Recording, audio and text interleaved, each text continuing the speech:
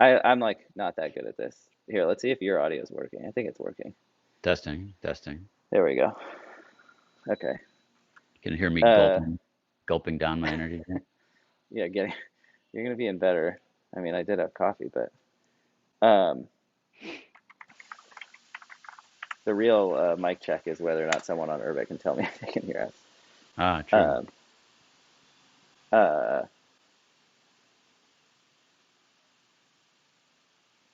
anyway, we'll see.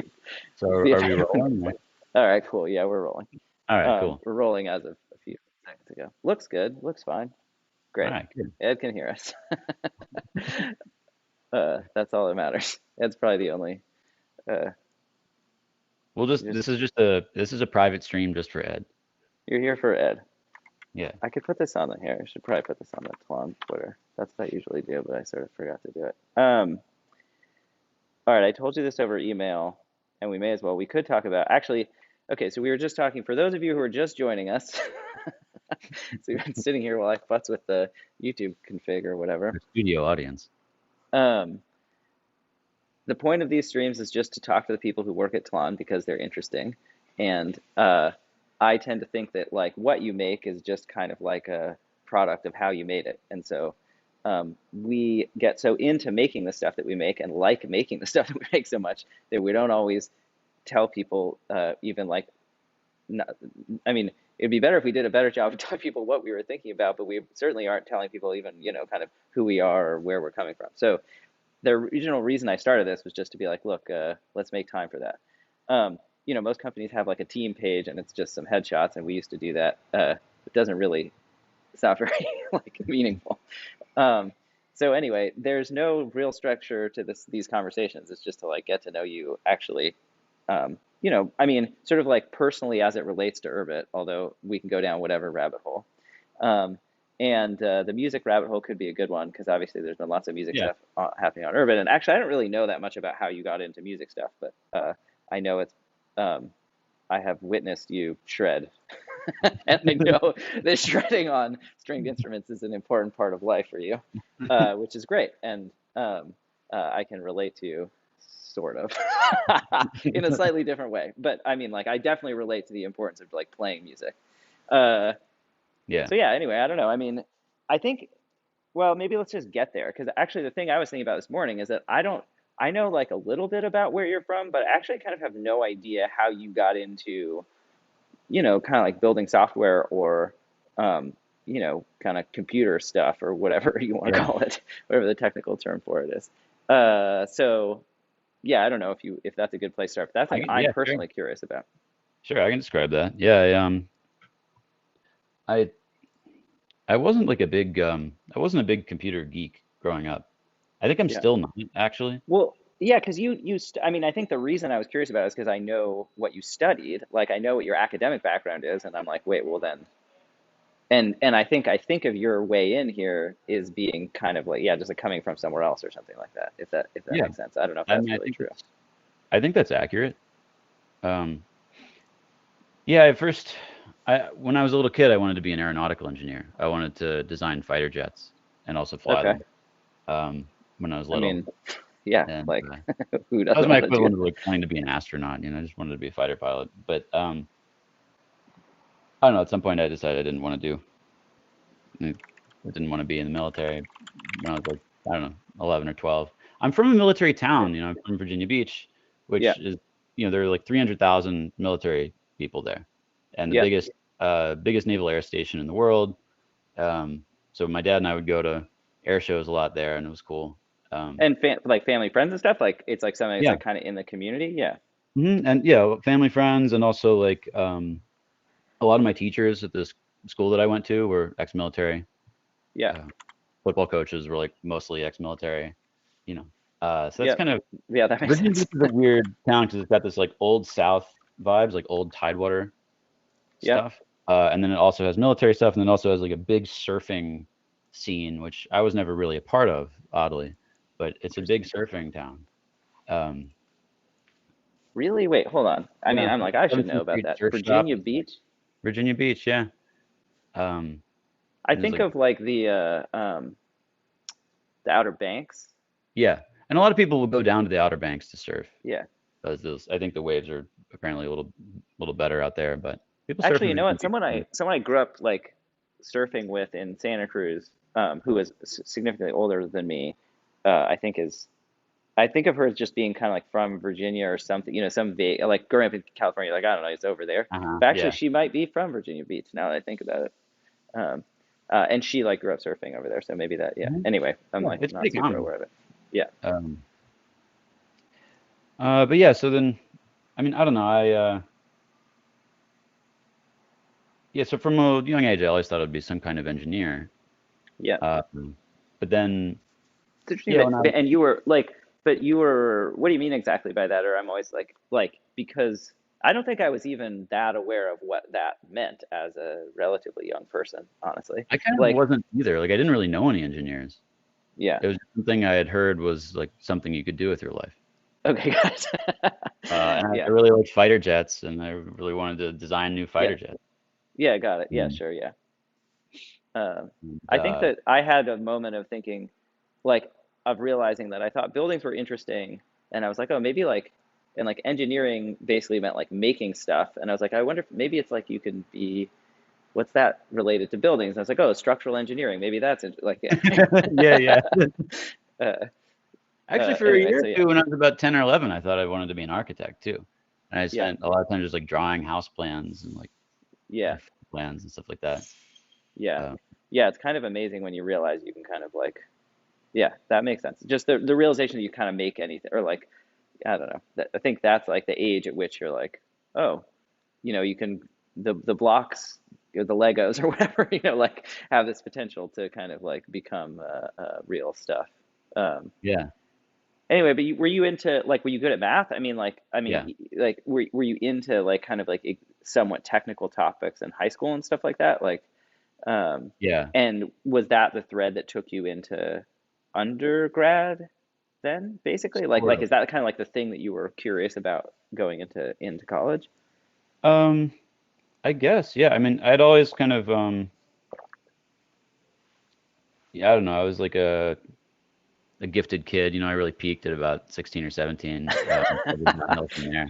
And Yeah, but I think, yeah, I was like a couple of years ahead in math and in school and sure. like, but I also, I I spent a lot of time studying languages. I'd study German and Latin in high Yeah, school, and got quite good at German. And I mean, for someone in the modern era, I got pretty good at Latin. yeah, Um, I think they used to take that a lot more seriously, but yeah. back in the day. But I actually kind of got back into Latin a little bit this past year during the pandemic. Some friends and I went and read some old Latin stuff. It was really nice to get back Yeah, into it. I still remembered all the grammar, which is interesting. I forgot a lot of the vocab, but I can still that kind makes of read sense. it. It's fun. Yeah, Mm. I think But of yeah, Latin, like what's interesting about Latin is the like mechanics of it. But I guess the grammar is probably or the vocabulary is actually the thing that will make the most difference in terms of your like everyday reading life or whatever. kind of. Although, like the way that those guys used to write, like you really need to know the grammar because otherwise, just it's just Right. sort of word soup, and you won't be able to figure out who's doing what to whom and all Oh, that kind of. sorry, I meant like contemporary reading. Like if you have a large like Latin vocabulary, you can kind of like see it in what you're reading Oh, day to day. oh yeah, yeah, yeah, definitely, definitely. And I've been learning some Russian the past year and a half, and that turns out Yeah, Latin helps a lot with Russian, interesting. more than I would have expected. Not as much as it helps with Spanish, but obviously, Yeah, but there's a lot more Latin in Russian than I realized, including yeah, in the grammar. The grammar is actually pretty similar. Um, interesting. yeah, Um, Wait, so okay, so but how do you go from you're like I want to build fighter planes, that dream is yeah, somehow crushed, but does that yeah. dream continue into college? Like, I still thought I wanted to work on. I still thought I might want to do aeronautical engineering, or maybe I thought right, maybe I wanted to do like nanomaterials or something with yeah, propulsion or something like that. okay, Um, and yeah, and I got interested in physics. Uh, yeah, I did a research job one summer in high school yeah, um, for a physicist at Old Dominion University in Norfolk, which is like a okay, local university. So yeah, so it was like I did some research there that was like checking to analyze whether they should do an experiment Um, it was an atomic physics experiment. Yep. Um, and basically it would be the reverse of an experiment that they had done, where they had shot an electron at a large ion and then seen Yep. like where the electron scattered off. Yep. They're thinking about doing the opposite of shooting the big ion at an electron, basically, and Okay. seeing how that scattered. Yeah.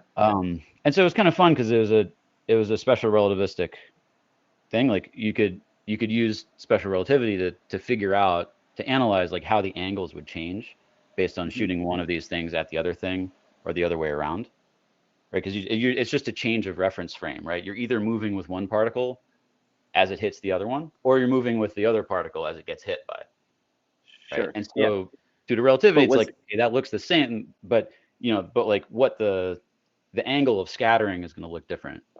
mhm. Um, but it But was cool because was the idea of the experiment to basically determine whether or not they could accurately predict the outcome kind of thing? yeah, Like, if I recall correctly, it's been a while, but if I recall correctly, they were looking at like the interaction between the two electrons that came out, because they sure.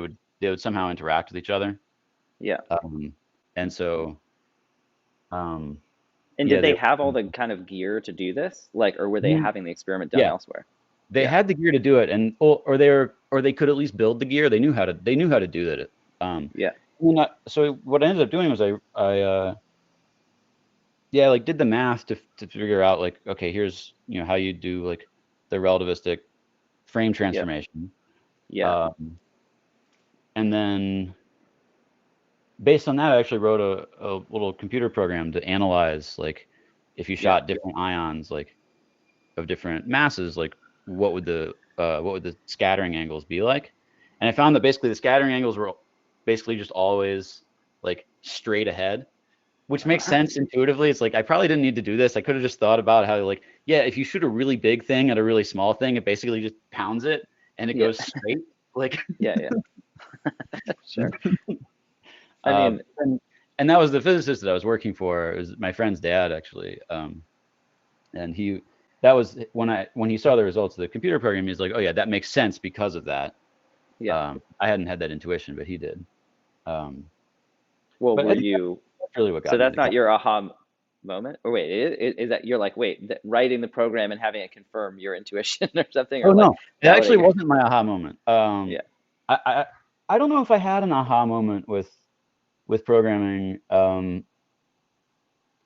I got into it very slowly. I first started programming when I was about 12, or 13 huh? maybe on my calculator. Yeah. Like I was bored in math Oh, class, yeah, yeah. Yeah, that's a and classic. Yeah. so I had my TI-83, and I was just So I was just futzing gonna around say, with yes. it. And there's this like PGRM button. I was like, what's that? I hit Oh, it. It yeah. had some sample program with like a go-to. Yeah. Um, uh, and I was like, oh, I guess this is like a thing that the calculator can do. Yep. And so I just kind of looked through. They had like a little library of all the other commands that you could run in BASIC. Yep. And so I looked through that library and was like, just started messing with it and figuring out. I wrote like a quadratic formula program, a couple other like little dinky. And I Yeah, tried I to start, remember I stuff tried like to that. write a game, and it Yeah. was a big pain, and I only got like halfway through it. Yeah. Um, Pretty hard to program on one of those, like to my memory. The typing is pretty painful. But that, oh wait, so that's kind of interesting. I mean, like you were like computer or like programming was sort of like in the toolkit, but not necessarily like specifically, like it does seem like, or like to my memory, to what I know, it takes a while, right? It's like you're saying you're yeah, familiar with these things, you're actually reasonably good at using them, but you don't really care that much about them in some ways. Were right. you on the internet really early? Like, did you care about network computing at all? I guess a little. I remember getting onto like Kazaa and LimeWire when I was like 12. Yeah, Uh, yeah, but no social. I mean, and then that's I like was pretty on mind blowing. yeah, I was on AIM, AOL Yeah, Instant sure. Messenger when I was like Yeah, 11. I yeah, didn't use it very much. I don't remember why. A lot of my friends used it a lot more, and I was only on it occasionally. yeah. So So I you come to never this in a really, different time. yeah. Uh, And then well with then, programming, I didn't like it. I didn't like programming. I was like, right. because math came very easily to me, science came easily to me. Yeah, Those were like, I could just do it basically, and everybody always yeah, told me I was good at it, you know. yeah, And then like I would try to write computer programs, and it was hard. yeah. Um, and it was very tedious, and I wasn't very good at it. And I was after a while, I actually took a C++ class when I was like 14 Yep. at ODU, and which was taught horribly, by the way. It was like the worst possible class. I Um, find CS, yeah, I mean, academic CS to be like the most boring thing in the world. It's so boring. I it don't know. was Like, yeah. at Well, least they taught maybe it. like when I'm a little bit older than you, and so I think maybe it's gotten better. I don't know, and maybe they're good. But my experience with it was just like this is incredibly mundane. Yeah. Well, I think MIT does a good job over Could be. like overall with CS. Um, but I mean, I don't know. I should have taken more CS classes at MIT, and I only took like one. Yeah. That was a mistake. I should have taken more. But yeah, the C++ class, the final project I wrote, like command line Monopoly, the game. Okay. Um, but I thought that, really That's to something make a, Urbit needs. yeah, right. Um, it's full circle. Yeah. Uh, but I thought that, in order for a program to be good, every part of it should know about every other part of it. I thought that was the best way to write a computer program. And so Just like I had like, lots of global state. yes, and like Yeah. everything pointed at everything else. Like everything had a reference to everything else in the game. So you could like very quickly like sort of, dereference all these pointers and Yeah. then like, get to the game state or whatever. Um, Yeah. it wasn't until about I don't know, like 7 years later that it really hit me like just how wrong that was. Um, I think that's a hard-earned lesson generally. oh yeah. Yeah, I think Um, that's the normal way to write your first one. You're like, why would I encapsulate all this stuff? Basically, yeah, I mean, it it was seems also so hard. arrogant that like when I first wrote this Monopoly program, uh, I wrote the entire thing Yeah. and I was like, okay, it's done. And I hit compile and it had 400 errors. Well, that's, I mean, it's kind of amazing that you could hold the whole thing in your head that long to begin with, I Maybe, yeah. think. I mean, it's like I do feel like I had to spend like many years sort of untraining my sort of natural bad habits and bad inclinations with programming. Yeah. That mostly stemmed from arrogance. Yeah, I mean, it And makes programming is sense. actually a Like, it pretty seems like, humbling thing to do. well, I think programming is basically actually like is a craft essentially. No matter what scale you're doing it, it's not that different than working in a physical material or whatever, because like the computer kind of gives you this feedback of like it's going to work Mhm. or it's not going to work. Yeah. And yeah, that requires like an enormous amount of patience and like good discipline about kind of being iteratively working through things, and like being willing to concede that you don't know a lot of things or you're going to figure out how something should be. So it actually, yeah, I wonder whether it's hard, like if you're naturally, yeah, gifted or like if you're naturally analytically, capable is like another way of thinking. Like you can be gifted in all kinds of different ways. Like, but if you're Yeah. really good at math and you're really good at science naturally, actually, I can see how, yeah, actually engineering in a way like just engineering, like so the craftsmanship of engineering is like really frustrating because you're like, I Yep. understand this in theory. Yep. What the actual fuck? Why doesn't this work? uh, Yeah, I think that's right, and actually. I definitely experienced some of that, but like in a different way. Like I know what you mean. That like it's hard to get into like the kind of flow and yeah, just to like enjoy the process of building software because it is Mhm. actually can be tedious or it just I takes a didn't long really time. start It's to slow. enjoy it until I was maybe 21, 22. So did you write a lot of like did you do so you basically did physics in school, right? Like that's my memory. It's like Yeah. almost all physics, but you got sucked into working on Well, software it's stuff that was physics adjacent, sort of, right? not really. I mean, that's kind of right. But so, uh, yeah, so the story, I'll pick up from where I left off there. Like, I took this C++ class when I was like 14. Yeah, Tried to write a game in C++. yeah, I found those Nihi tutorials and tried to write a game in C++ and OpenGL, and yeah, it was such a slog that I was like, I don't want to be a computer yeah, programmer. Like, I don't want to do this anymore. yeah. And I really didn't write any code until college after that. Okay, So yeah, for like years, I was just like, yeah, whatever. I don't like this. yeah. Um, and I did read Structure and Interpretation of Computer Programs, just kind Yeah. of for fun, and the book Code, which is about how computers work. That book is Hmm. awesome by Petzold. That book is incredible.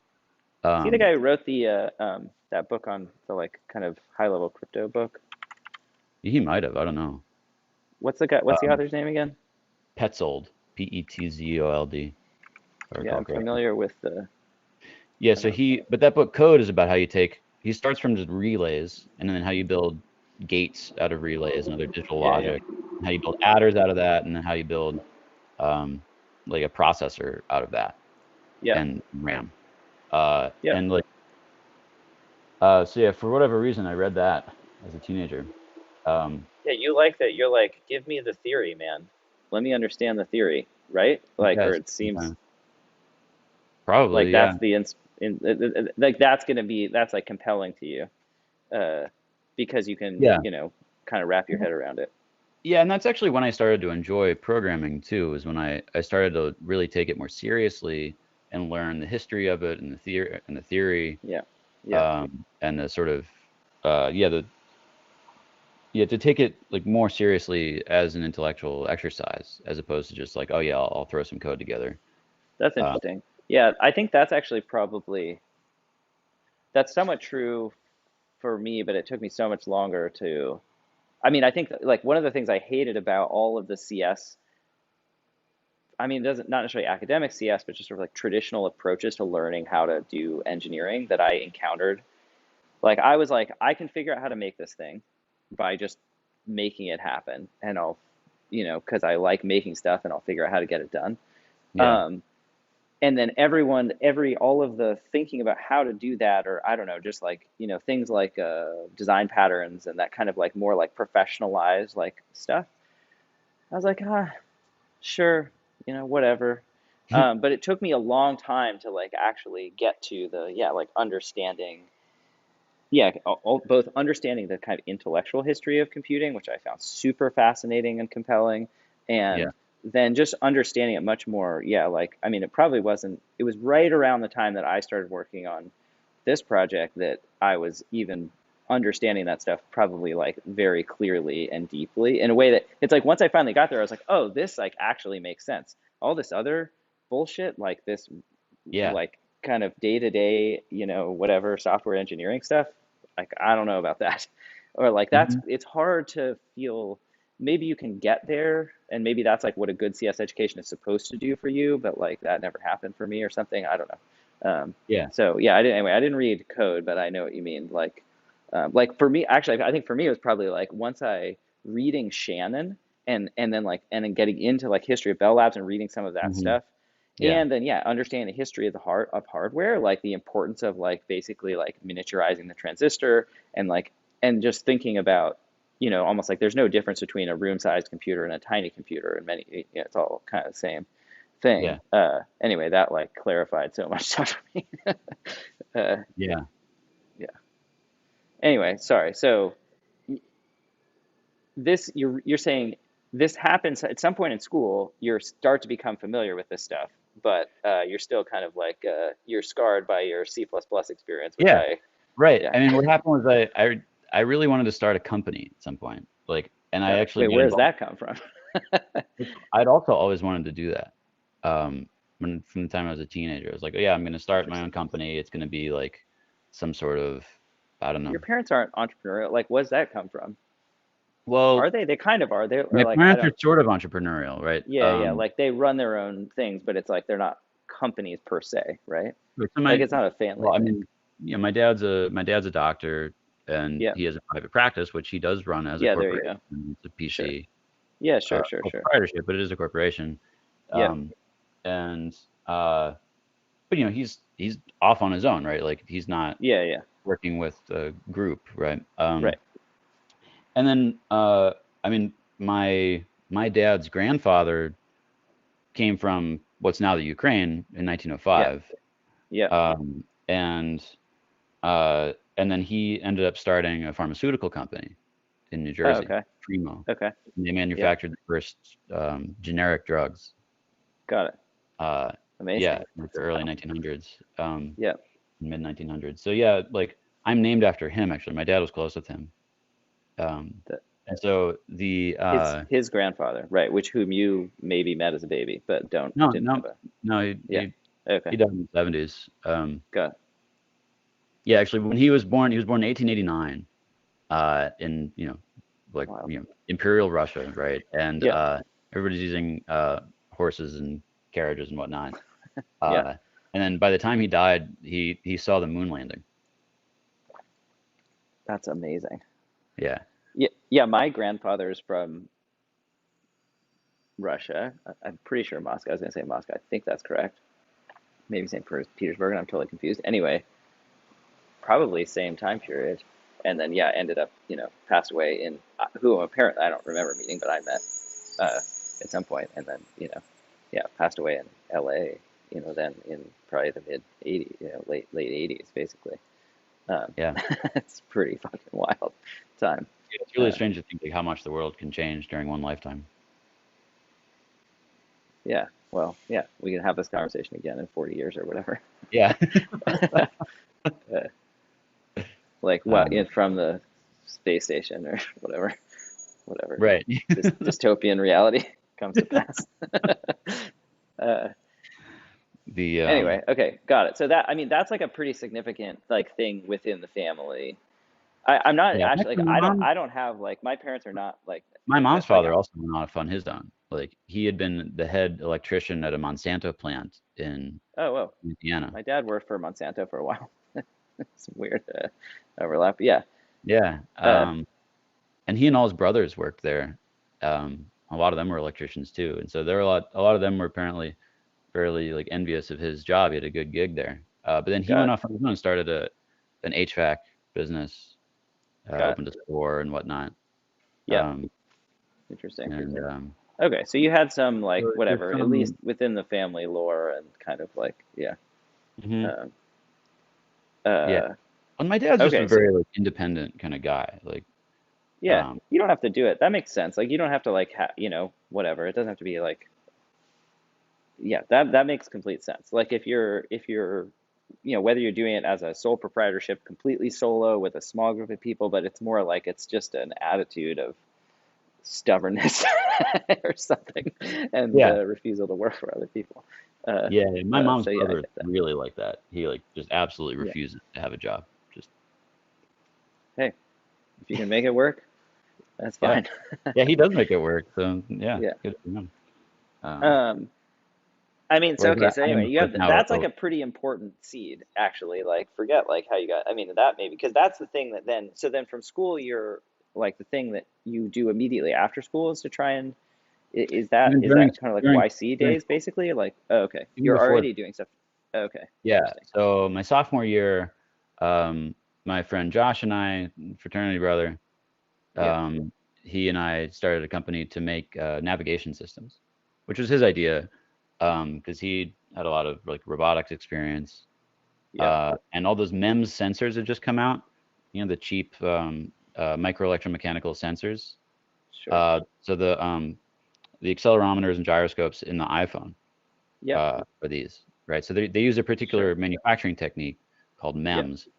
yeah, Basically, these like little tiny oscillators and yeah, yeah, like cantilevered beams and whatnot, where they'll measure the yeah, deflection. yeah.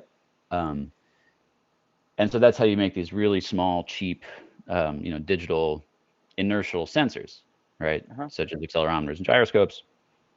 Uh, and so Josh had this idea of like, okay, well, we could use this for robotics, by using these sensors for robotics and integrate them with the GPS to make an Yeah, INS GPS. yeah, And the GPS at the time was like would update pretty slowly, like once a yeah, second, and only give you maybe like 30 feet of accuracy. So there was a yeah, good complement between yeah, the GPS readings and then these inertial sensors, which like if you use just dead reckoning, then like they'll drift off over time pretty yeah. quickly. No, I'm yeah, If you yeah, yeah. anchor it with GPS, even if it's relatively rough, then you can like This has collapse it been down. true for quite a long time, I think, because those are Right. complementary sensor sets, and that's how, yeah, that's how this always And works. Yeah, right, so like, and the military has been using, inertial navigation stuff for a very long time, but they tend to yeah, be extremely high precision, very expensive. yeah, And so we were going to say, okay, this will not be anywhere near as precise, but it'll only be like a couple $100, yeah. You like guys are cheap enough like, and the robotics. And company was called Garmin. Like, like, I mean, what, like, I don't know, what's the context for which, within which year this is happening, right? Like, I don't have We were just undergrads, like at no, no, I MIT. mean, like, were other people already, like, obviously this has become a relatively huge thing. Like, they're, Oh, you know, well, this is like they're 2008. everywhere. Yeah, okay, okay. This is like '08 when we started working Yeah. on it, So they're and like low resolution and they're expensive, basically. yeah, and it was But they before the do exist. iPhone. It was before the Yeah, iPhone 4 had come out, which I think was the first one to. I don't remember the details now. It's a long time ago, it's all um, right. these there wasn't one on the market. Yeah, There one did show up like a few years later, got if I it. recall correctly. But There's no Garmin at that time. There's no, I'm thinking no, of it there because was I've always Garmin, but used it these wasn't things. Yeah. inertial, right? So like it wasn't great for like if you're trying to like control a vehicle using just the Garmin was just Oh, GPS, not yeah. dynamic GPS. Just GPS? Okay, yeah, I'm with you. I'm thinking Mhm. because I'm always using these devices for exercise stuff. I'm like, Yeah, but that most of time them was don't like, that was like incorporate inertial early. sensors. Most of them don't incorporate inertial sensors into the positioning. Like They they don't? still don't. These days, GPS is actually much higher resolution and Yeah, faster, yeah, it's gotten and better. Yeah. so the so you don't really need it for most things. Um, Okay, sure. Yeah. but Right, okay. So you guys were thinking like we'll make these devices and or like we'll yeah, figure out the hardware side and just sell them to people who want to integrate them into basically high precision. yeah, Uh, relatively high precision but low cost, like robotics or other things like that. right. Sure, sure, sure. Um, Like the Boston Dynamics War yeah, Dogs could have this in there. right. Yeah, Yeah, yeah, that kind of thing. sure. This is the alternate history Uh-huh. test. Yeah. Yeah. Yeah, I mean, I have like multiple friends at Boston Dynamics. Like I know some of those people, Okay, got it. veterans too, and like yeah, I mean, uh, Sure. they were right there, you know. Makes sense. But I mean, it's a consequence of like yeah, like it's like it's a, well, maybe not completely obvious, but it's one of those things that just makes sense as other manufacturing techniques get better, basically. That's how I see stuff like that. Does that make, you know what I'm saying? Like you're like, oh, yeah, like now you can combine these things and obviously hmm there's a need for it and it's useful and I don't know. This right. kind of just Yeah, we're totally trying to makes sort sense. of piggyback off the improvement in manufacturing. Yeah. Yeah. Yeah. And what we were gonna do is, so the idea was that Josh would design these circuit boards that had all the sensors on them, and then Yeah. I would write the software for them. Because Got it. you need a data fusion algorithm to combine all the data from these different sensors.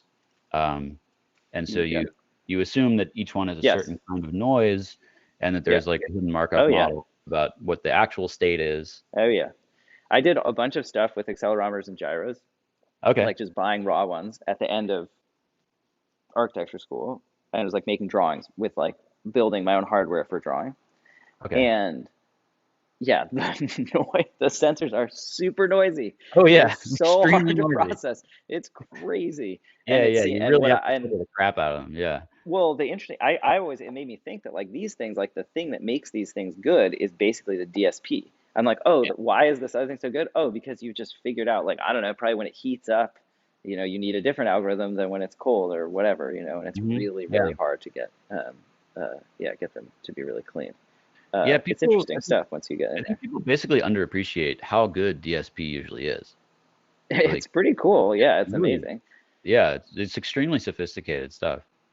Um, I remember actually when I was implementing some of those really simple, and some of the simple algorithms are actually really effective.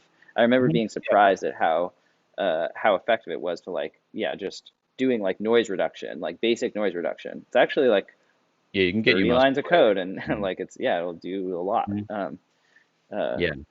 yeah. Anyway, yeah, I'm familiar. Stuff is cool and really hard to do well.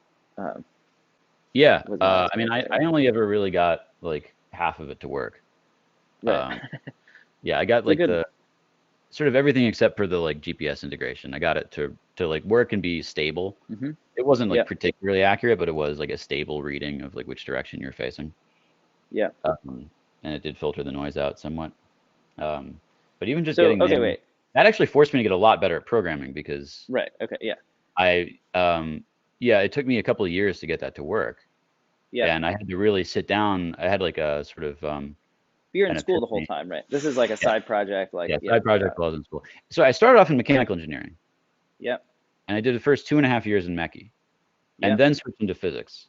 yep, And so I really have kind of like half of a mechie degree and half of a physics degree that, sure, is nominally a physics degree. But got it. yeah. Yeah, Um, that makes sense. um, but then all my fraternity brothers were in CS, and like a third of Okay, MIT was CS at the time. So like I right, I had sure. a lot of exposure to it. Yeah, yeah, yeah, got it. So, Um, okay, hold on. So that actually does. Okay, now I understand that that's like good background for like what I think is what ends up happening after school, right?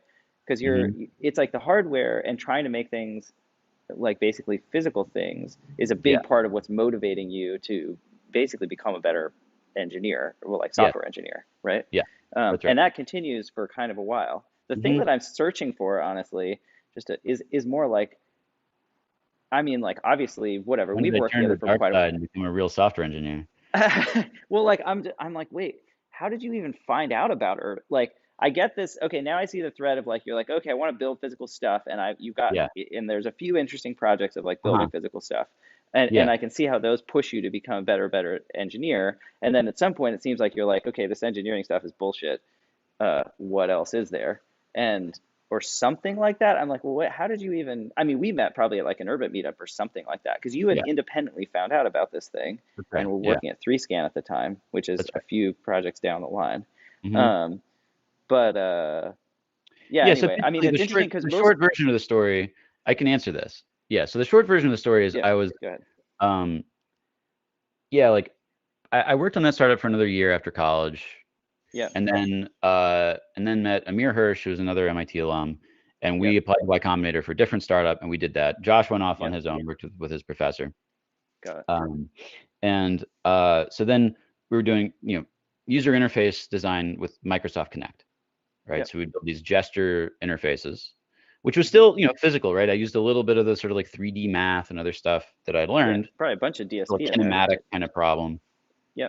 um, to some extent. But I wasn't very good at that compared to these other guys I was working with, or these two like Yeah. ex-IDF guys who had like, done reverse engineering for five Okay. years, Yeah. really military intelligence, was so much better at programming than I was that like they were just coding circles around me. So they had me write the website. Got it. Okay. Um, and so I ended up using like Django, Python Yeah. and Django and wrote a website. Yeah. And I did some other work like that. And that company, so yeah, so we did YC, tried to raise another round, spent 6 months getting shot down by basically every investor in Silicon Yeah. Valley. Yeah. Um, and the worst part of that is that the investors were right. That's really that's the That's part the that hurts worst part. the most, yeah. I Um, mean, you live and learn, man. I don't know. That seems like a good learning experience. it was a good learning experience. Absolutely. Yeah. Yeah. Um, and then, but yeah, so I learned a bit about how to write websites. And then after that, I actually took a couple months off, Yeah. just and didn't Makes sense. work and Yeah. just kind of hung out. 'Cause I'd saved up some money from that time. I didn't really know what I wanted to do next. Um, and so I like learned to cook, walked around a lot. This was in San Francisco at the time. And Perfect. then, started teaching myself Haskell. Got it. And like went through a lot of like Haskell exercises and just sort of started thinking more deeply about like the theory of computer science. Um, Yeah. and then after a couple months of that, um, I started doing software contract work because people kept asking me like, "Hey, can you build this Yeah. web app for me?" And at some Yeah. point, I was like, "I mean, yeah, sure, I'll try." Right? Like, Yeah. Yeah. Sure. Yeah. and It's good. named Money's it. good too. Yeah, sure was. Like, I named an exorbitant price that I was sure they would negotiate me down from, and they're like, "Yeah, sure." Well, I was like, "Oh, Yeah. whoops." Yeah. And this happened several times. Yeah. So I basically kind of, used that as a way to just teach myself a bunch of other software stuff. And it was basically just because I was there in Silicon Valley. I knew a bunch of these people. They knew I'd gone to MIT, so they thought that I'd probably be able to figure it out. Yeah. And I more or less Probably was true. able to figure it out Yeah. most of the time. Um, and yeah, so I got much better at web programming and did a bunch of varieties of that. Got better at Python and JavaScript and Yeah. CSS. I did a bunch of Yeah. like Yeah. front end stuff too. Yeah. Um, uh, and and then I also did some contracting in robotics. So basically, I just did a bunch of like random Right. You stuff. got dragged It, through the stack basically, yeah, just yeah, by right. Like whatever it is necessity that somebody almost. needed Yeah. done, I was like, yeah, sure, Yeah. I'll write your whatever for Yeah. you. And so I got a yeah, this sort of breadth of experience in a lot of different parts of software. Yeah. Um, and yeah, and I was trying to take it more seriously. I was like, okay, I guess I'm basically a software engineer now, right? And like, I like Sure. robotics, Yeah. or like at least I'm a programmer. I didn't call myself a software Yeah. engineer for a long time because I'm like, I don't have a real background in this, Yeah. Yeah. and Yeah. I still don't really know what I'm doing. Yeah. Uh, and I think that actually that insecurity was very helpful in the long run because I ended up really studying a lot of stuff. I really studied like Right. the history Yeah. of, um, you know, yeah, like Unix and It makes complete I sense. I wrote mean, sometimes I think that like insecurity is like such a powerful tool that you like don't want to tell anyone who's particularly insecure it. Yeah, don't to tell them to like calm I feel down. like everyone's like, oh God, like whatever it might be, it's like, oh, I feel worried about this. It's like, well, actually, that Yeah, worry use is that. gonna Yeah, probably make you better at it. right. uh, Yeah. Um, yeah, and it wasn't until like, yeah, somewhere like mid 2016, I was talking to some colleagues of, or colleagues and like, or sort of friends of colleagues who are programmers at other startups around, and I mentioned yeah, something about, I don't know, some thing, some part of CS history that I thought was everybody knew, and they're like, "What's that?" yeah, Uh, yeah. and it really struck me. It's like, wait, do I? These are people with CS degrees, like I was like, didn't you actually Yeah, study this stuff? Like, why do I know yeah, this and you man. No don't? one knows anything about it. Yeah, it's crazy. Yeah. Yeah, It's really weird, actually. Yeah. we should maybe make that part of like. I had a similar experience recently, just like within the company or with the on, or I don't remember. I think it something maybe it was somewhere I was like speaking publicly or something, and yeah, I had the same thing where I referenced like I don't remember like the Amiga or whatever, Well, the I mean, you yeah, know a lot more. You know a lot more of computing history than I do, and you but know that's because a lot I more of it than almost anyone I know, actually. So you should probably you that's just give crazy. like a lecture on. No, you spent a lot of I time mean, it's like studying. yeah, You've but read it's a lot actually of books more on the out of subject. like an insecurity or something, or like out of like, yeah, like I'm just assumed that I'm supposed to know this. I think I'm also genuinely curious about it. And it's really fun to read for the most part. Maybe I'm unique. I think it's fun to read. But there's some of the stories are amazing, like Yeah, yeah. and just super interesting.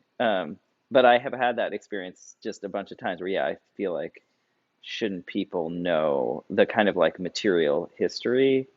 Because a lot of it is like how you got yeah, like the reason that things ended up a particular way is like more it's often a consequence of some weird wrinkle in the like the actual Hmm. history than Yeah, it is like some technical right. decision, Somebody was basically. upset with someone else, and so they said "screw you" and started their own thing. And yeah, Oh yeah, yeah, yeah.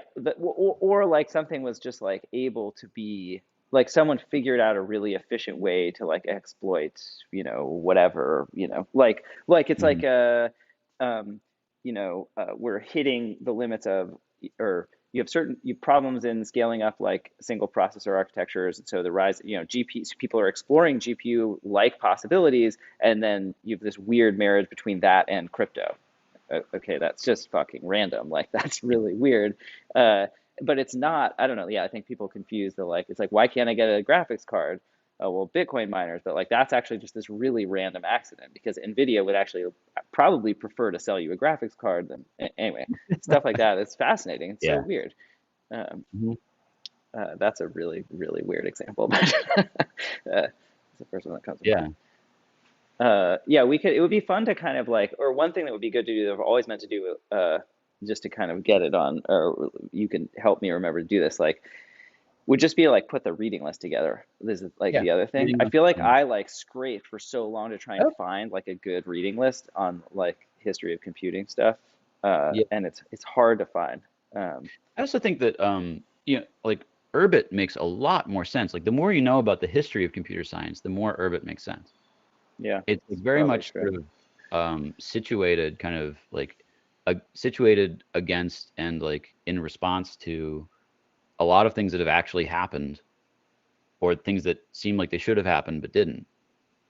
Yeah, Um, it is Most true. Like people, it's part of what, yeah, part of the big difficulty in like explaining Urbit to people is just explaining that history because they don't know it usually. yeah. Like it's like people just either assume that that history is over, or that yeah, like that it's like then it's like computing is finished or something, or Yeah. but that yeah, they're not aware of like the cycles of like revolution that have already happened.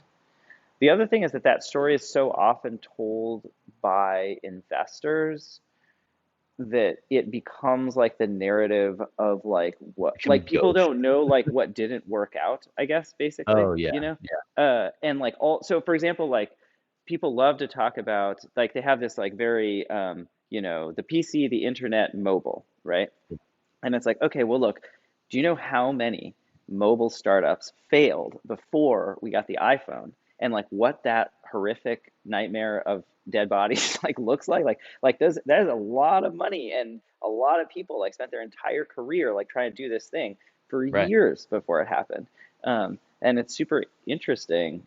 Uh, yeah, it's just super interesting. And you say the same thing about the PC. Like every revolution is not, I think it's always told in this story of like kaboom, like bam, Right. Netscape, like, and it's like, not really, you know. I don't know. Yeah. That's like the stuff that I find super fascinating. And then yeah, I think when people look at Urbit, they're also kind of like yeah, maybe this like they're like no, it's going to be the Web3 stack or whatever, And you're just like, dude, like no one knows, like no one knows. Are Yeah. you kidding me? It's like it's basically 1975, like, and it's always 1975 for something, I think, Yeah. I don't know, unless we have actually reached like the end of history, but I'm not sure about that.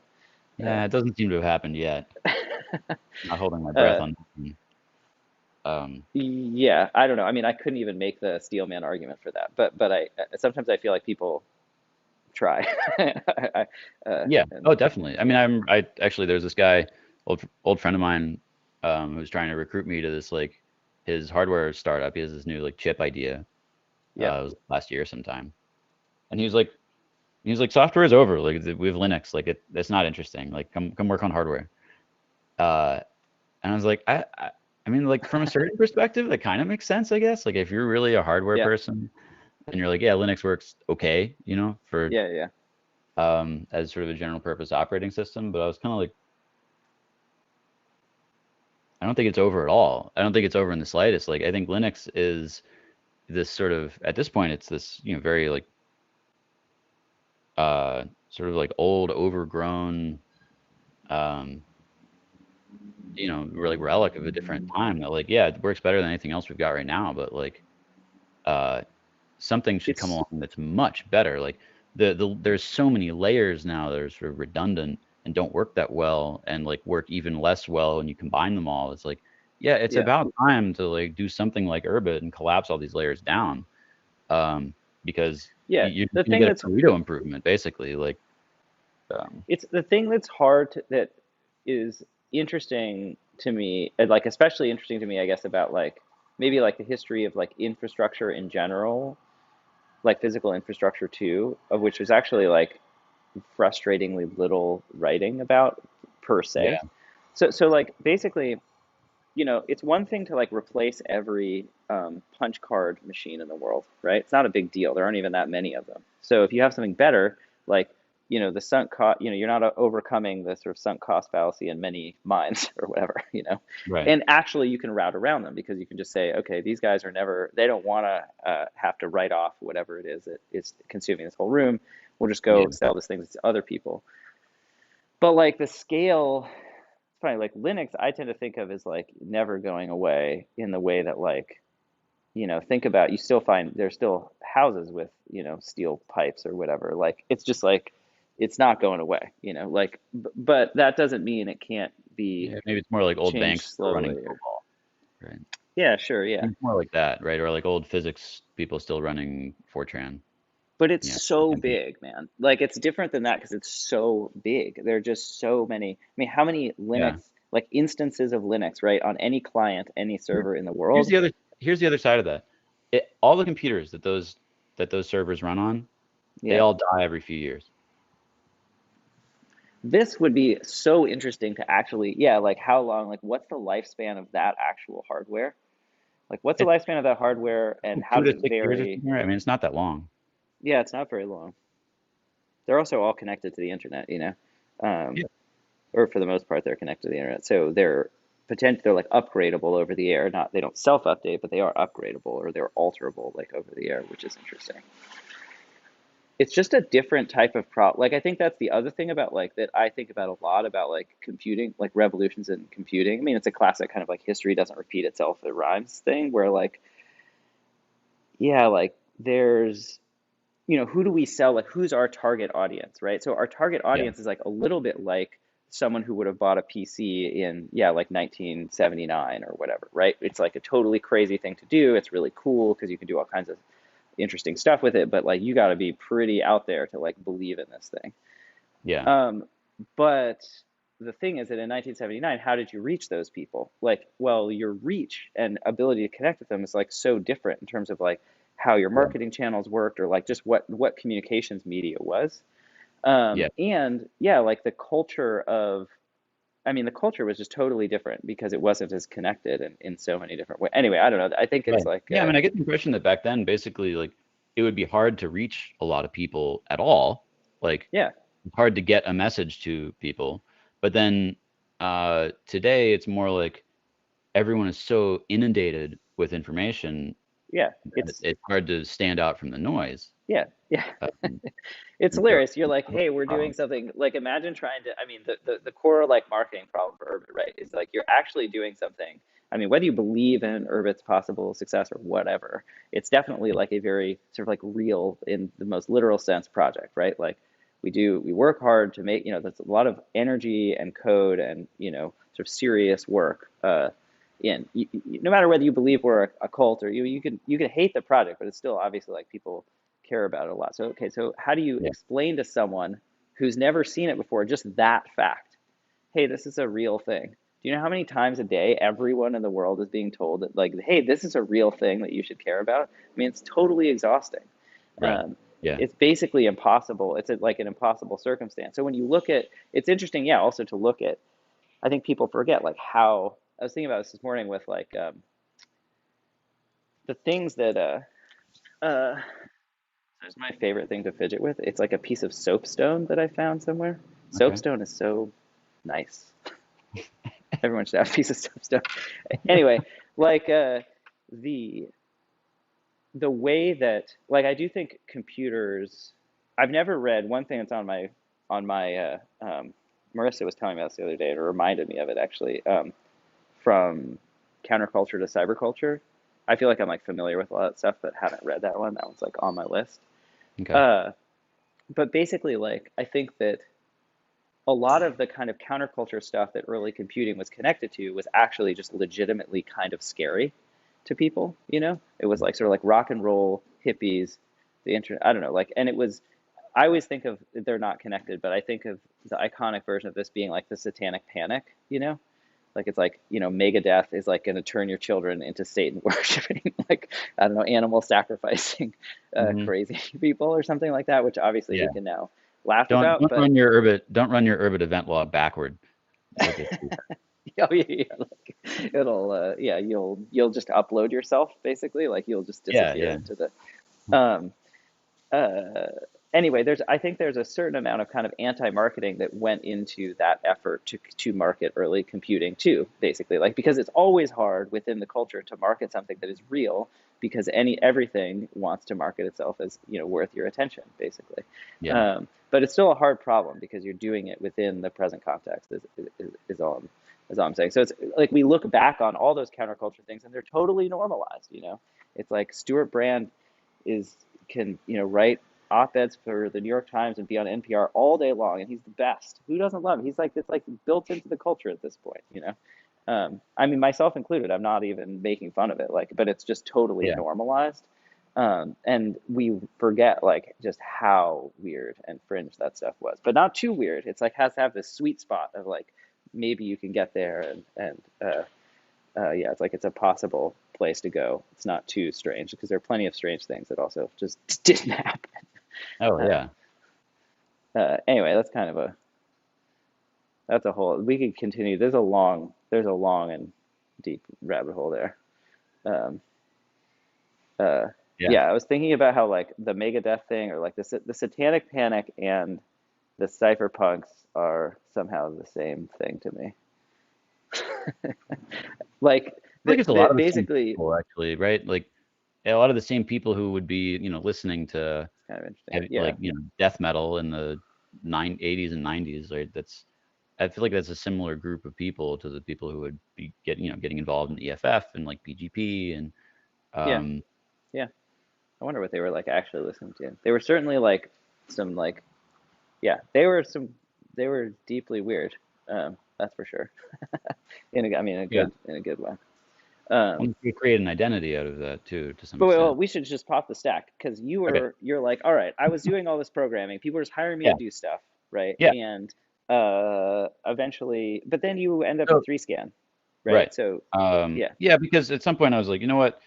I've started a few companies. None of them were worked out. Why have they not worked out? And it's like, well, it's yeah, probably because I really have no idea what I'm doing. okay, Um, yeah, and like I just don't know enough. I didn't study this. yeah, I made up a bunch of crap. Some of it was all right, but yeah, like I'm really not an expert. yeah, And so yeah, guess what? I'm not able to like push any particular field forward because I'm not at the edge of any particular yeah. field. So like, all right, what I need to do um, is just hunker down, get a job, and like learn to code. Um, Good advice for many people. yeah. So I was Yeah, actually living at the time. I was living in the basement of this biotech lab in San yeah, Francisco, yeah. um, where my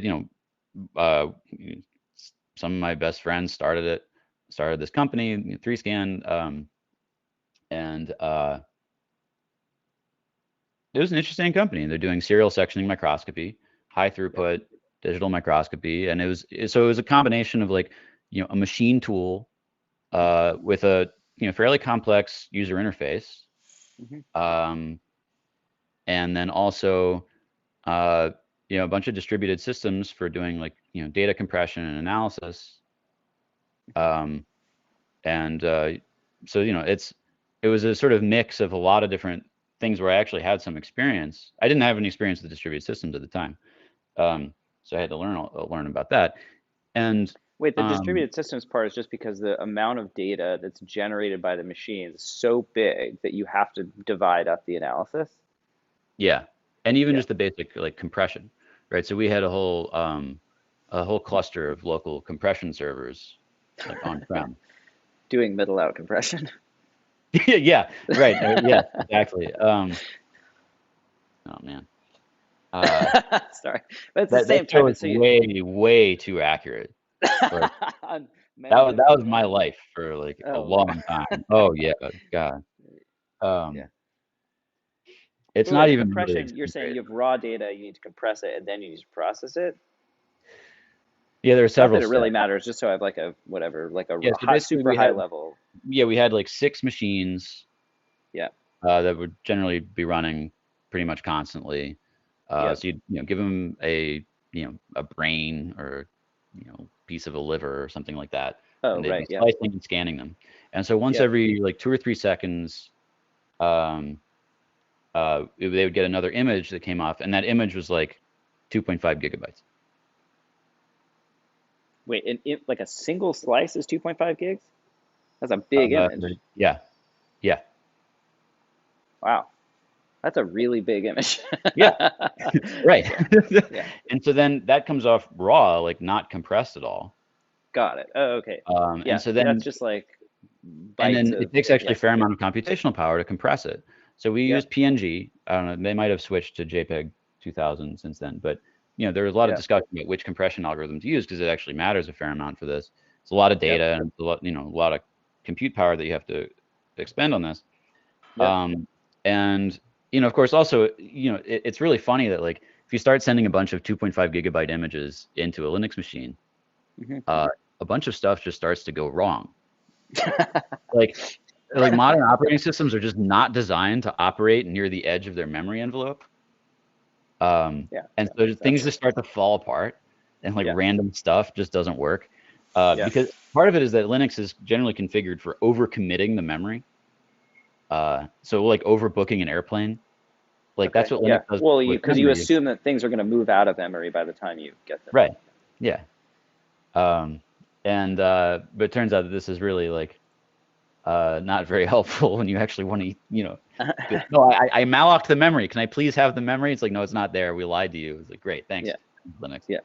Yeah. You can turn that off, but Sure. Okay. Yeah. Okay. Now you're being right. So now this is interesting because it's like that'll really get you outside of reality or something. You know what I mean? Like you're like, yeah. wow, this Well, stuff is and seriously fucked. Like, yes, and then yeah. also, we yeah, so we would had to like we had these 6 microscopes and then like 12 or so compression servers locally, which are big Yep. machines with like 64 gigs of RAM each, like Yep. 16 processors, whatever.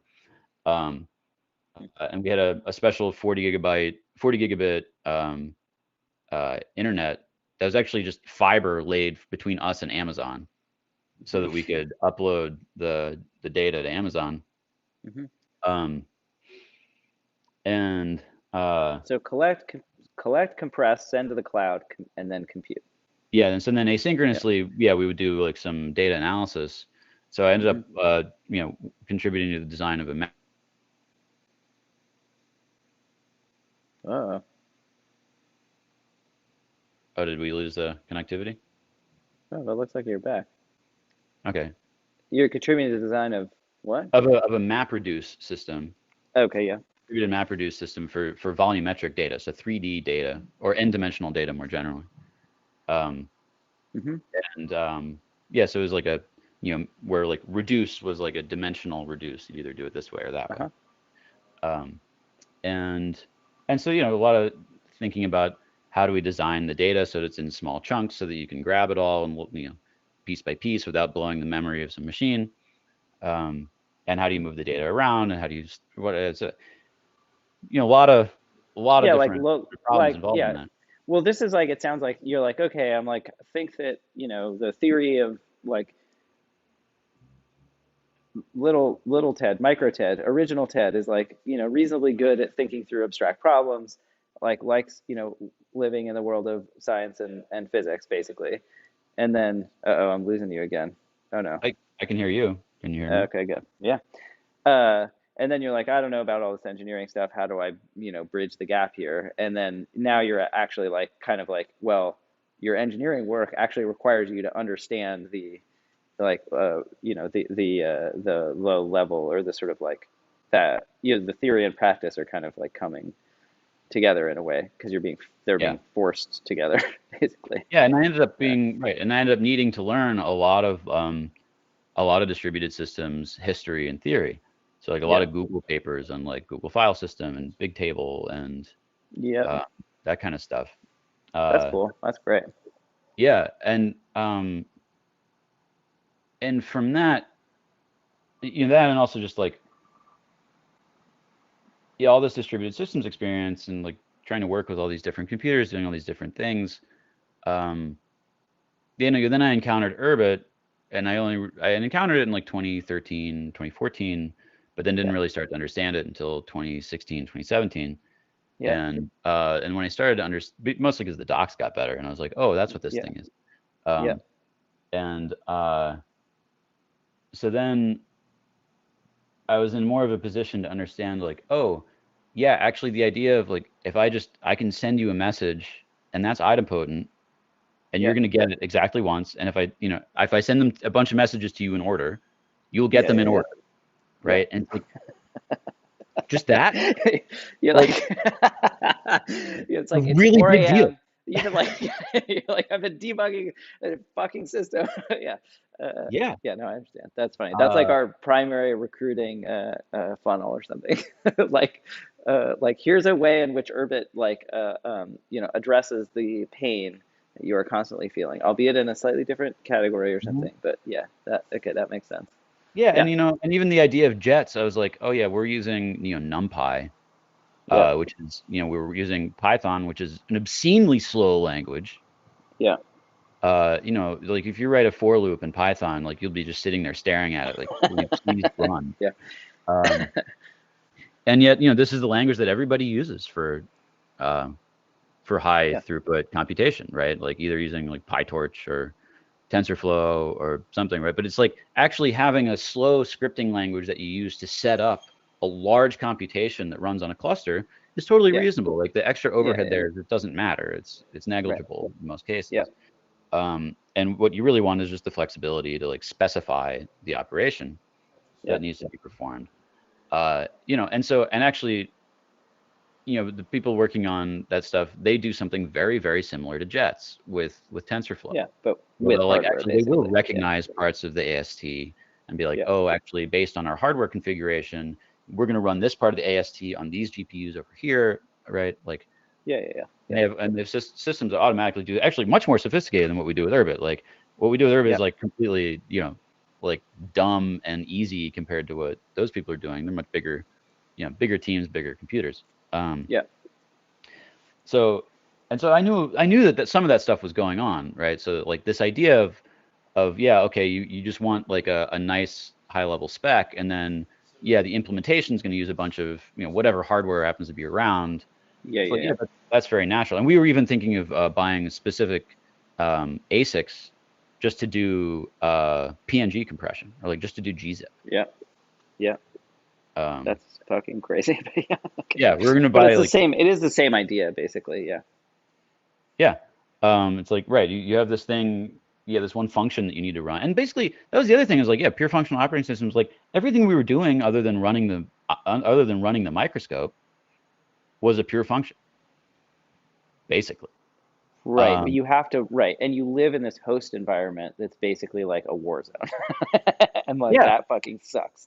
Yeah. You're like, I'm like a trying to write lot of this the thing. It's stuff just a sucks. function. It's super simple. Like just make the IO like Urbity, basically. Like just make Right. the IO like a single function call and stop making me deal with this bullshit, like whether Yeah. or And then not there's I all this, actually have access to memory. right. And then there's also even just like all this nasty configuration of like, hey, where is this compression server? How do you figure out how to name the compression server? It's like Yeah. just Yeah. stupid stuff. Like, but you have to get it right. And like, it's like, yeah, actually, how about having a persistent identity for this thing? And then like, Sure. Yeah. right, like just there's so many things like that. Yeah. Yeah. I mean, I remember that feeling of like, we could probably do a better job of communicating that. But there's so much stuff I feel like that people are always like bounce off of or find weird about Urbit that I like. When I looked at it, I'm like, oh, finally, it's just made part of the system, you know? Like Yeah, it's just done. Like I don't want to think about it. I don't really care about like right. what the phonemes are. Just do it, you know? Yeah, right. And That's like, the other thing is like so you just pick something that's good enough and stick with it yeah, and have it be yeah. a shared language that people can Or communicate yeah, with like each or like like I was thinking about this actually more in specific related to like encryption and like transport encryption and stuff like that. Like it's like man, like you want to build messaging, yeah. whatever, and like there's just nothing that will just get you a message from node A to node B encrypted. I mean, you'd have to figure out the whole chain yourself. Yeah, it's And so I'm hilarious. like, Like yeah, just make it, just like, don't make that problem go away. Like, yeah. don't, The doesn't Urbit matter. PKI in this way is so like it makes other stuff look like just really like baroque and overcomplicated. It's like, yeah, okay, I have a number and I can set the that's my address and I can set the key Yeah, to that number that other people can use to like encrypt data to me. And yeah, then there's like just the yeah, system just handles getting that data to me from you. yeah. And, So this is something like that I wonder whether this is like, we need like a explainer. I feel like this was actually not something I had really thought about until I started playing with Urbit sort of seriously. And the idea that it took me a while, and maybe this is different for you coming from like sort of more math and physics background. I mean, I was reasonably good at math, but obviously have totally different training. Like, um, but this idea that like, look, everything's a number. It's just a number. It's everything. Like, it's like, no, no, no, yeah, no, really. Like, just you should be able to conceive of like literally anything as a number. Of course, you always can, and every language will give you some affordance for maybe figuring out how to do that. But having this like single serialization format, basically, right? yep, And it's like, well, how does that exist in a computer? Well, it basically exists almost at like the processor level, maybe, right? So you basically have like x86, which is a goddamn nightmare. Yeah, I don't know. I don't claim to know anything about it beyond the fact that it looks terrifying. they're And between 1,300 and 4,000 opcodes depending on how you count. yeah, totally insane. I'm never going to understand that. And just then like the number format, which is so simplistic, it's like it's a little tough. Like I'm like God, okay, sure, maybe. Um, but yeah, you have no access to this simple idea, which feels like such a basic idea that is like that's kind of the whole point of a computer, you know, so like a single representation of data and like single representation of how you're going to transform that data, right? Like or Yeah. like single function. And I do feel like that, like it took a while for me to understand that, and I do feel like it's almost something that maybe we could be a little bit more upfront about, basically, or something, or like clear. I almost Yeah. feel like when I talk to people who are really trained, like software engineers, they've like forgotten that this is like what a computer is supposed to be, you know? And you're like Yeah. living so high up in the stack that you just have no concept of this like very simple idea. It's like you don't know anything about computing, basically. I don't know. Maybe that's what maybe we should neg people into it. Maybe. I mean, I, I don't know. I think the like uh who was it? Was it Thomas Aquinas that said fear the man of one book? Right. Like I feel like That's that's kind of the promise of Urbit, right? Is like we have one book. It's like, yeah, there's only like one thing that your computer does, right? It like that's funny. I was it, thinking that could mean two different things. It it has could be like a like a tree of yeah. I mean it's possible I'm not like using that quote correctly, but I know what you mean. Yeah. the but I feel like this is really the big kind of it's a difference in like how we approach the problem or like what we try to do. Basically with Urbit we're like Yeah. we're going to like embed a lot of structure. We're going to add a lot of constraints, right? And we're going to add rules, and those rules will give you guarantees, right? So like we're going to build Yeah. all kinds of guarantees into your operating system, into your networking, and into your identity system. And so basically, like everything is a like whenever an event comes in, that's a transaction. Everything's purely Yeah. functional. Yeah. Yeah, you Maybe can't actually access that's memory, right? Like yeah. a transaction either completely happens or it doesn't. Yeah. Networking is transactional, um, and right, it's just like building layers and layers of these like constraints. So it's and then integrating all those together. And so basically, it's sort of the opposite of what most people try to do because it's sort of the opposite of agile, right? Like agile development is basically Right. like, okay, we're gonna decouple all these things from all these other things Yeah. in such a way that any combination of them you can build. You can build any combination of them you want. You can combine them however you want. Whereas with us, Yeah. we're I like, think okay, we're going to combine persistence and like event yeah. handling so that those are always exactly the same thing. Well, Um, we're also basically saying you don't have control over this. So I think you're just saying, look, you yeah, don't get to decide how to put these things together or like what parts to. And like, I mean, if you want to decide, you can certainly, you know, get yourself on the network and the mailing list and like, you know, contribute. Like you can join the right. project pretty easily. It's You can like we also would, run something we're that happy to pretends hear to it. be an Urbit on the network. Sure. Yeah, yeah, sure. You could run a different stack, but I think it's like it's that might be the way to kind of phrase it. Actually, it'd be more upfront of us in a way to say like, look, if you want to decide on your own encryption algorithms, your own identity system, or your own networking, whatever, go get the fuck out of here. Okay, do something else. Do your own thing. Good luck.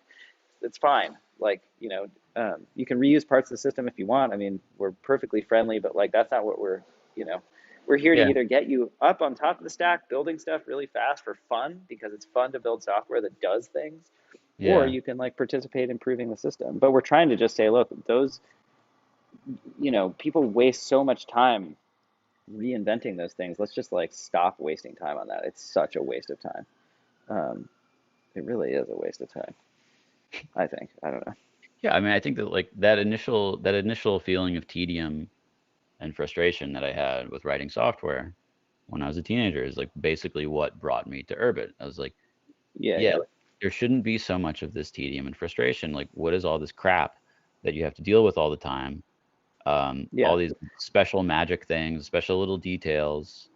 The conceptual model is like so complicated that you can't really hold all of it in your head, and there are 15 different layers of the conceptual model, and like they don't all play together right. And it's like, well, why is this such a mess, right? And it's Yeah. like now a mess that I have to deal with. And as a professional software engineer, you like really have to deal with it. Yeah. And that's, like, what percentage of the like software industry is just dealing with, dependency hell, gluing APIs together, um, uh, like these sort of basically tasks that are done over and over again, but in like slightly different Yeah. ways. Um, and But it's it's a like, craft, right? I mean, it's like how much of the construction industry is about like, screwing boards together? Like that's a lot. true. Like it's fine. But Yeah. I think, like prefabricated buildings are also valuable. I don't know if they're totally mutually exclusive because No, urban they're is not. concerned But with such a specific use case. I guess just like, I don't know. I feel like maybe this is not a good example in other ways, but something like I like IKEA for furniture. It's like, yeah, it's like there are these different components. They go together in these Yeah, particular yeah. ways. You can just buy it, and you don't have to know anything about carpentry in order to like stick your furniture together, right? Well, Like I it think, basically yeah, I just think it's, works. I Um, think the way I've been thinking about it is like, I don't know if we figured out the right way to articulate this either, but it's basically like, look, like computers are supposed to be fun, okay? Like using computers is supposed to be fun and kind of expansive. Building software is supposed to be fun. You should be able to come yeah, up with new stuff really quickly. And if you care about that, this kind of like whimsical, single player in a way, or like kind of human focused, whatever, like way of using computers and engaging with computers, like we're trying to make that really easy and fun. Like it's all about yeah, like the actual like expansiveness and kind of, I don't know, right. casualness or something of the experience. But like, look, if you care about like, yeah, how do you It should do be a bicycle for industrial mind. scale Should be a bicycle for the AI, mind, not a whatever? rascal scooter for the mind, right?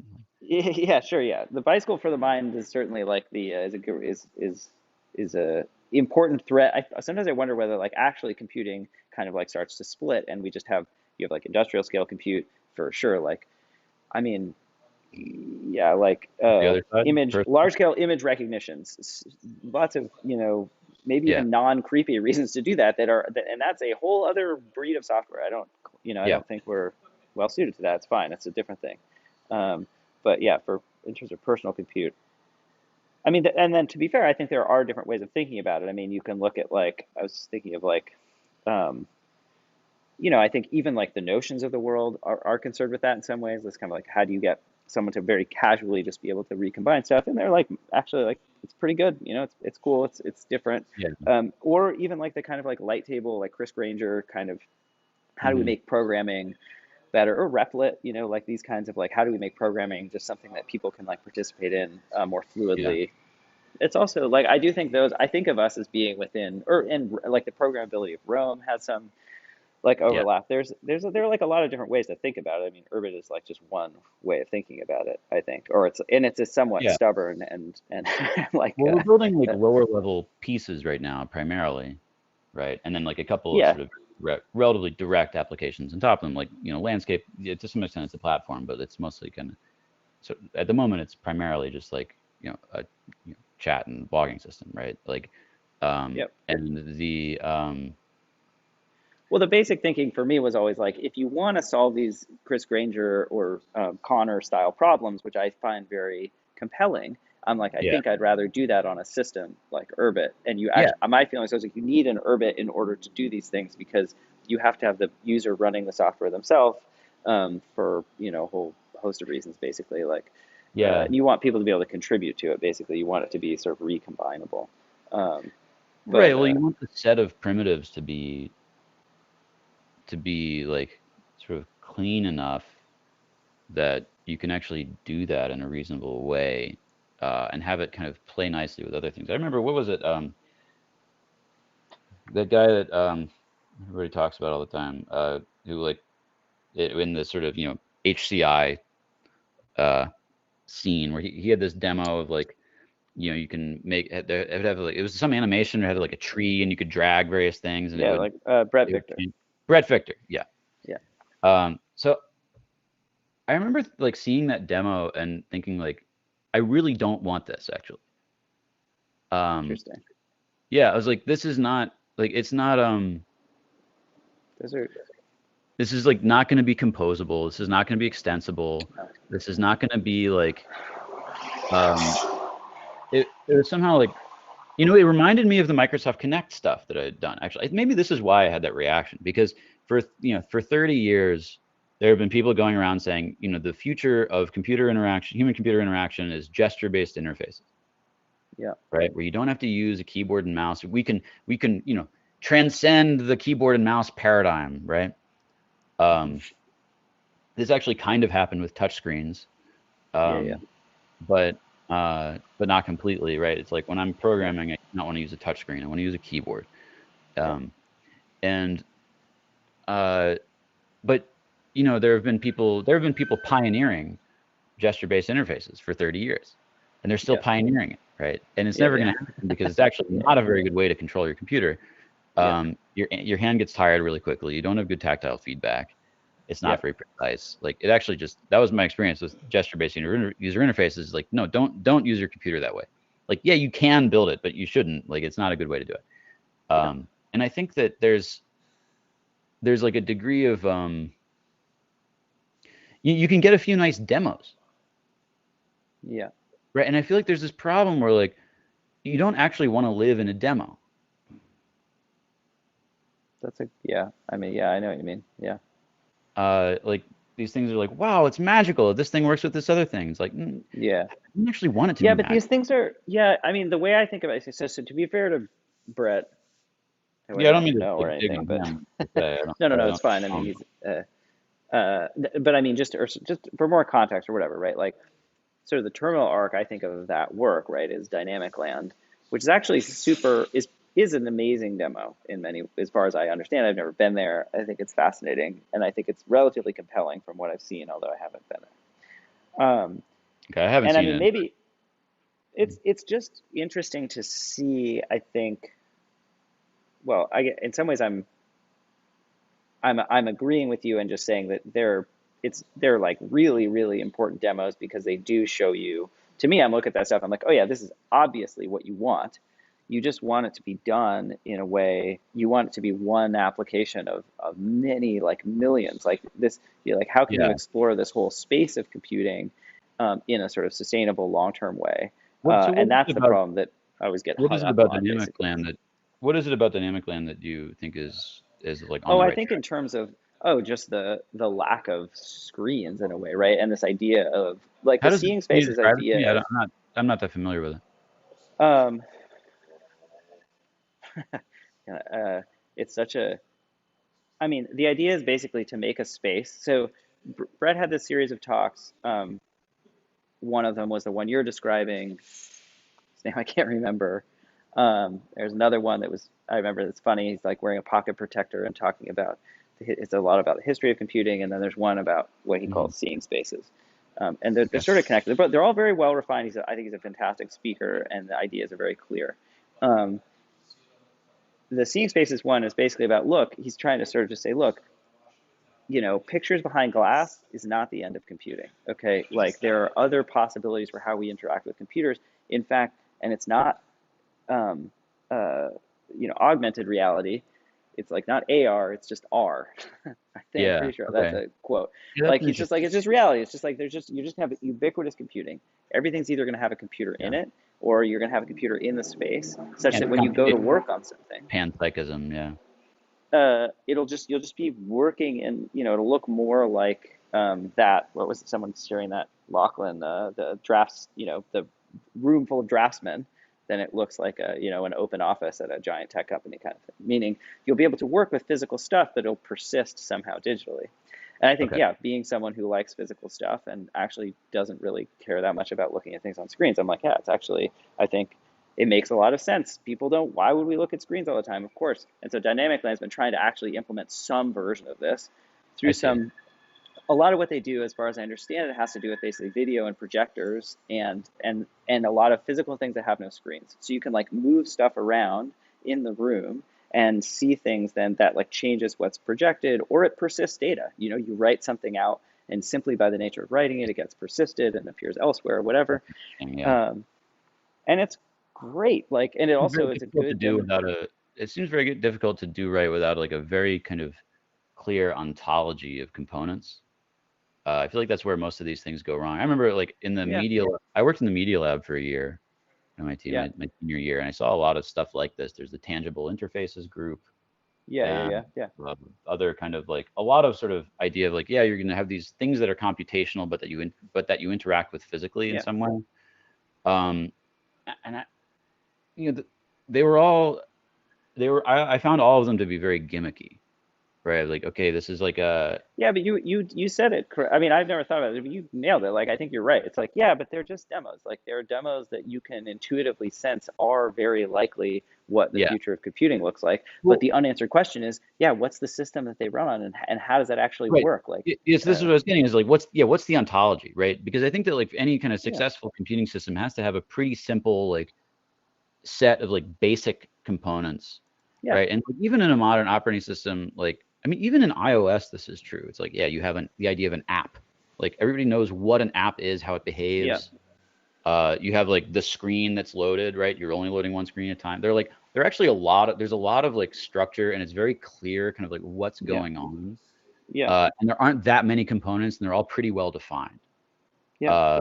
And so, the Well, but maybe, interestingly, right, like the way that we come up with most of the sort of modes or just like general interface patterns that we live with is like totally or is like a parallel track from the people who actually built the systems that they run on, right? And so I think in some ways, like that's like what do you mean? I just think of like the canonical example, right, being, the work that's done, like the Alto as a system that you actually interact with, and that as a visual system that is totally, by the way, basically just taking this desk of the 1970s and like, making it Yeah, virtual. So that's the right. metaphor. It's actually a very elegantly simple thing, right? We take this simple metaphor, everybody recognizes it, and yeah, the sort of granularity of what an application is and how you interact with it, all that stuff is just borrowed from like, I pick up a thing and I do something with it. I have a document, a piece of paper that's modified by a thing, whatever. Anyway, Yeah. great. The people thinking about that, they're like the underlying system, to my understanding, is not the system that basically like ends up running on. Does that make sense? So like the mature OSs, meaning like that both like Apple and Microsoft are independently pursuing, are conceived of mostly as systems. Like they're just trying to figure out how do we actually make this and deploy it and manufacture it and make it a robust system. And then you have this total other sidebar of people who are just thinking about it from like almost like a user experience standpoint. And Okay. like sort of like the magic happens when you kind of put those things together and figure out how to get that user experience into the hands of many people. It's pretty rough, you know, Okay. giving me probably too much credit for memorizing the history of computing, So but you're like, basically saying that, like these things that can be done pretty separately. Is that yeah, like I'm saying that can be done separately, and like the demo and like conceiving of something. This is something I've always kind of struggled to think about in the way that we do, in the way that we work. Like it is totally possible to think, I think, like Urbit is conceived of as a system. In fact, it doesn't actually have exactly a use case in the way that it's conceived. It's kind of very broadly conceived, right? It's yeah. thought of like, how do I solve a lot of these problems, but also how do I just build a system in a way that is, that is elegant and complete. And there's of course another problem, which is like, well, how does this become understandable for someone? How do you provide good user experience? How do you kind of just purely from like the metaphors that people have about how they communicate and how they interact? Yeah. And yeah, I do sometimes wonder whether there's, if we were a bigger operation or whatever, at some point it's like actually it makes sense to just have those be totally separate lines of work.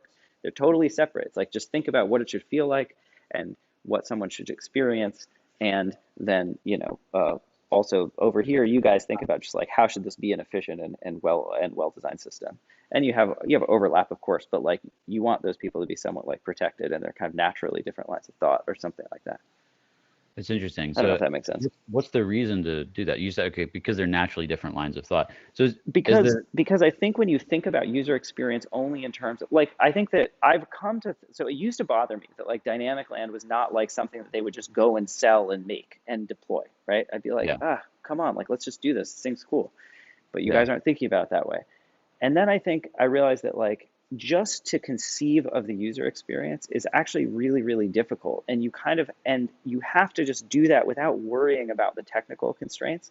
Mhm. And the people who do it that way, you end up with something like Notion in a way, right? Where you're just like, well, this is what we can do with the technology we have. And you're like, I don't know. It's not, it's just like it dumbs down the pure like design exercise actually in the same way that if you have a system that you're only building for a particular use case, Mhm. it's like, I don't know, the system isn't broadly useful. It's not designed for people to be able to explore Yeah. it and do other things with it.